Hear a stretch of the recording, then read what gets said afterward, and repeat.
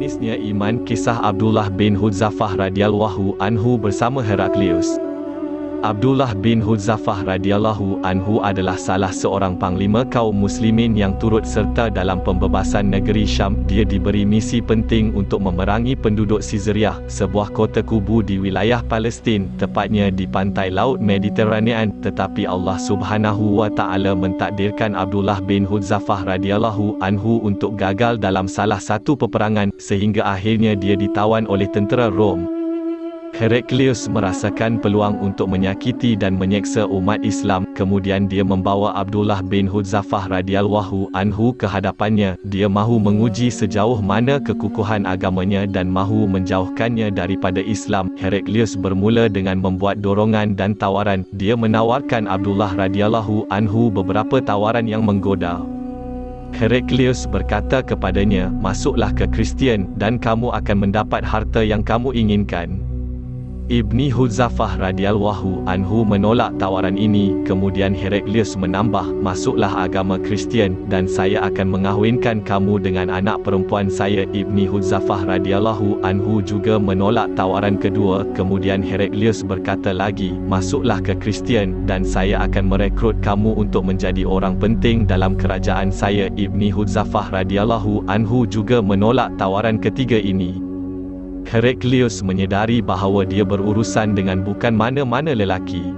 Jadi dia membuat tawaran keempat. Dia berkata kepadanya, "Masuklah ke dalam agama Nasrani dan aku akan memberikan kepadamu separuh dari kerajaanku dan separuh dari hartaku." Kemudian Ibni Hudzafah radhiyallahu anhu memberikan jawapan yang tegas dan mematikan, "Walaupun kamu memberikan kepadaku semua harta yang kamu miliki dan semua harta yang dimiliki oleh orang Arab, aku tidak akan kembali meninggalkan agama Muhammad sallallahu alaihi wasallam sekalipun ia hanya untuk sekelip mata."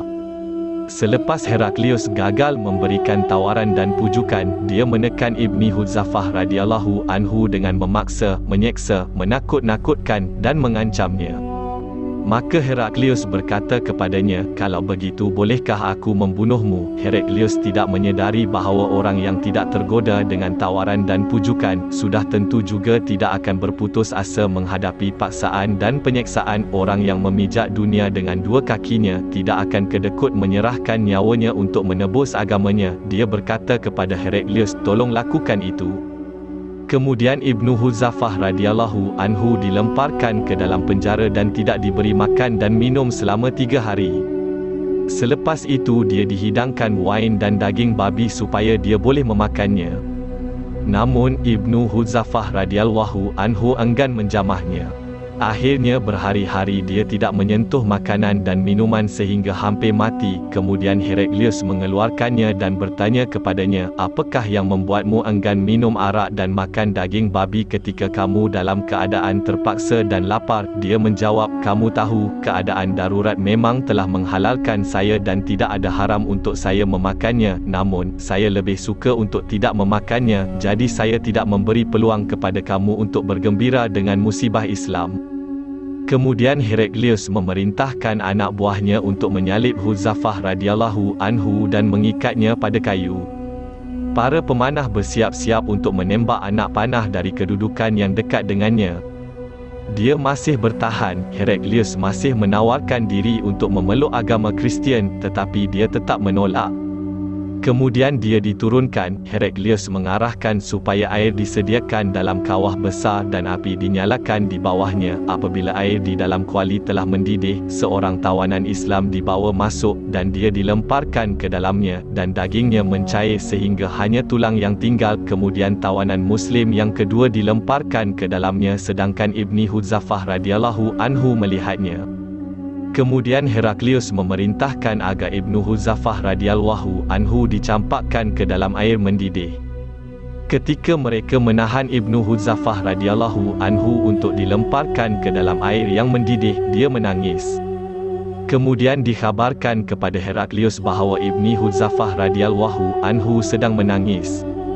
Heraklius berpendapat bahawa Ibni Hudzafah radhiyallahu anhu menangis kerana dia takut mati dan menunjukkan bahawa dia berundur dari jawatannya dan mematahkan tekadnya dan dia akan mengabulkan hajat Heraklius.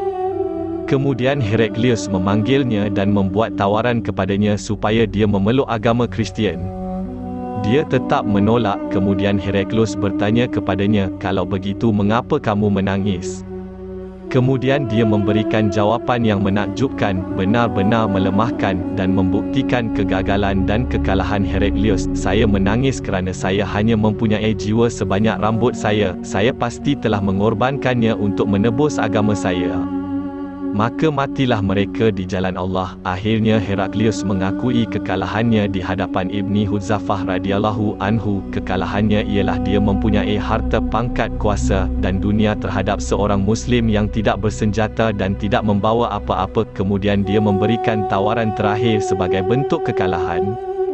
Demi menjaga maruahnya, Heraklius berkata, "Wahai Ibnu Hudzafah, adakah anda akan mencium kepala saya? Saya akan membebaskan awak dan melepaskan awak." Ibni Hudzafah radhiyallahu anhu menjawab, "Baiklah, dengan syarat kamu mesti membebaskan semua tawanan orang Islam yang berada di dalam penjara kamu." Ketika itu terdapat lebih daripada 300 orang tawanan. Kemudian Umar radhiyallahu anhu berdiri menghadap Ibnu Hudzafah radhiyallahu anhu dan mencium kepalanya, lalu para sahabat yang lain mengikutinya.